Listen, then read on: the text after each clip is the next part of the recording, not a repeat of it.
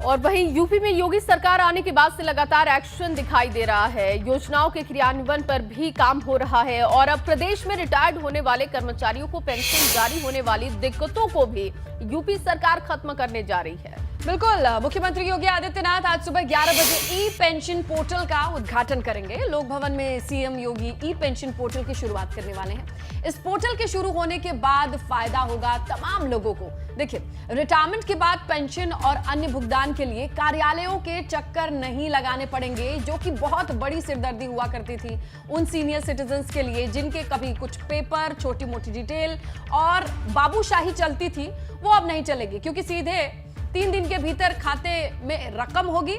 जितने भी डॉक्यूमेंटेशन है वो ऑनलाइन होंगे। दफ्तर नहीं खेला जाएगा। और इसके साथ ये भी बताया कि कार्यक्रम में सभी मंडलायुक्त और डीएम भी वीसी से जुड़ेंगे, वीडियो कॉन्फ्रेंसिंग से जुड़ेंगे और हर जिले से 50 से 100 पेंशनर भी इस कार्यक्रम का हिस्सा होंगे।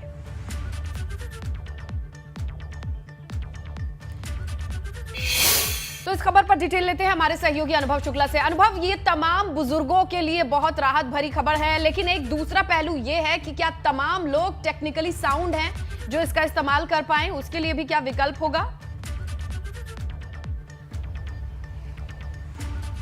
देखिए, ये आज अंतर्राष्ट्रीय श्रमिक दिवस है और इस मौके पर एक कार्यक्रम ये रखा गया और खास अगर आप देखिए, ये ई श्रमिक पोर्टल की शुरुआत हो रही है। और इसकी ज़रूरत क्यों पड़ी? आप देखिए, जो भी सरकारी कर्मचारी रिटायर होता है उसको यही चिंता रहती है कि अरे पेंशन कैसे मिलेगी, पेंशन कैसे समय पे आएगी। कई बार तो ये होता है कि पेंशन बहुत लंबे समय तक नहीं मिलती है। इसीलिए इन सारी समस्याओं का समाधान करने के लिए ये ई श्रमिक पेंशन पोर्टल की आज शुरुआत हो रही है। और जैसा आपने बताया कि इसमें आज सभी ज़िलों के डीएम भी जुड़ेंगे, कमिश्नर भी जुड़ेंगे और हर ज़िले से लगभग 50 से 100 जो है वो पेंशनर भी जुड़ेंगे, वर्चुअली जुड़ेंगे।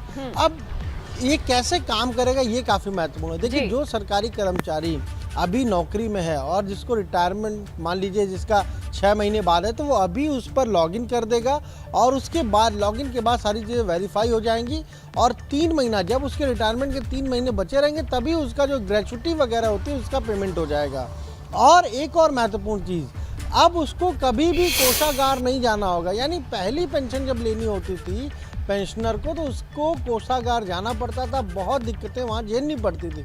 अब ये सब खत्म हो जाएगा। अब उसको वहाँ जाना नहीं पड़ेगा, कोषागार में उपस्थित नहीं होना पड़ेगा, ये पता नहीं पड़ेगा कि मैं अपनी पेंशन लेने आया हूँ। वो इस पर अप्लाई करेगा 6 महीना पहले रिटायरमेंट से और फिर सारी प्रक्रिया हो जाएगी। 3 महीना पहले ही रिटायरमेंट के जो हम कहें कि ग्रेच्युटी है, ये सारी चीज़ें तो मिल ही जाएंगी और फिर जब रिटायरमेंट हो जाएगा तो पेंशन भी उसी के जरिए मिलने लगेगी। तो ये एक अच्छी पहल है, क्योंकि हमने बहुत बार देखा है बहुत सारी जगहों पर जो लोग रिटायर ऑलरेडी हो चुके हैं वो भी पोर्टल पे रजिस्टर करके अपने आप को रजिस्टर करके सेवा का लाभ ले पाएंगे।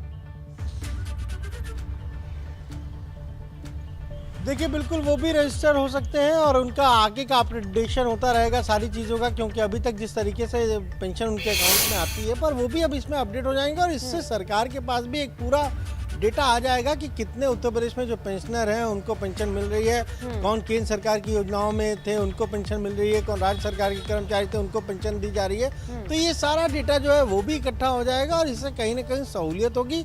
जो हमने देखा है कि कई बार बहुत सारे बुजुर्ग लोग होते हैं वो कोषागार के बाहर खड़े होते हैं इसलिए कि भाई उनको पेंशन लेनी है, वो सारी समस्या खत्म हो जाएगी। बिल्कुल अनुभव, गर्मी का मौसम, बरसात में बुजुर्गों को लंबी लंबी लाइन में लगना और वहां पे भी अगर एक पेपर नहीं है तो ऑफिस खेला जाना, ये तमाम चीजें बड़ी आम हुआ करती थी।